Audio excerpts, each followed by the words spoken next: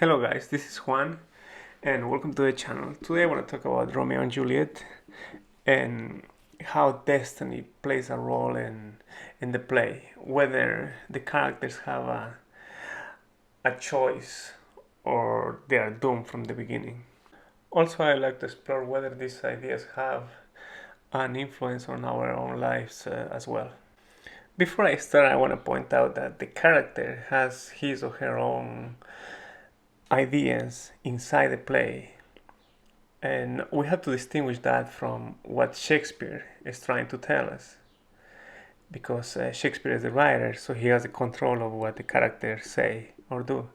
And also, we have to be aware of the reader. In this case, the reader is me, and you guys have to be aware of what I'm saying because it might be totally different from what Shakespeare or the character is saying. Of course, all of us have our own biases, but we try to be objective and we try uh, to get the message that Shakespeare was trying to show us, and I'm sure you guys gonna have a different understanding from mine, which is normal. Now the play starts with the prologue, and as you know, in the prologue we have the whole description of the play and what's going to happen. So both of them are going to die, and we know that that's going to bring peace to Verona.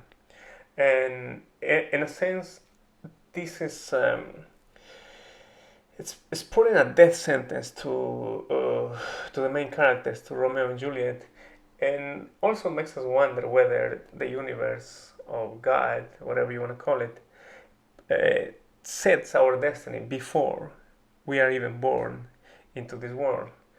In this case, Shakespeare is putting a death sentence to Romeo and Juliet even before they come out to the stage. So it's very interesting to see that. In Act 3, Scene 1, Romeo says, "These days black fate on more days doth depend." That means he has a feeling that the tragedy is just starting and he's a victim of his fate. Romeo, after killing Tybalt, says, "I'm a fortune's fool," because he knows that there's going to be consequences because of his actions. On Act 3, Scene 2, now it's Juliet who's saying, "Can heaven be so envious?" And this is after she learns that Romeo has killed Tybalt and he's gonna be vanished.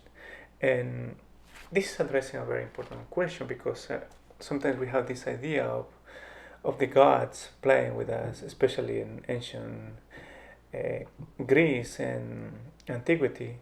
Even now we have this question of whether God plays with us or the universe is playing with us. So it's a rhetorical question, but it's a very important question nevertheless. Here, Friar Lawrence is saying to Romeo, "You have bad luck," and the way he says it is, "Affliction has fallen in love with you, and you have married calamity." It's a very dramatic way to say it, but it gets the point across.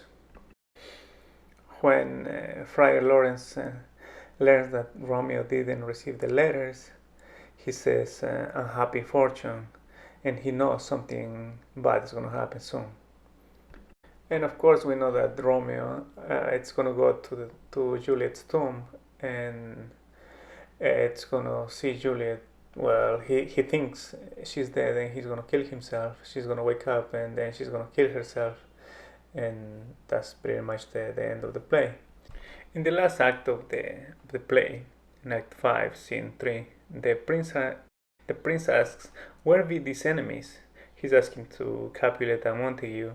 He's basically saying, "Look what you've done. Now these two lovers are dead, and I'm even being punished because I lost my cousin." So the question naturally arises, if you have no power over your actions, if you have no power over your destiny, then how can you be punished? It seems it seems contradictory. So maybe we do have the choice, and maybe Romeo and Juliet and the Capulets and the Montagues did have a choice to shape their destiny. So that is an open question, and hopefully you can give your opinions in the comments below. And I think I'm going to wrap it up here. I'll see you guys on the next video.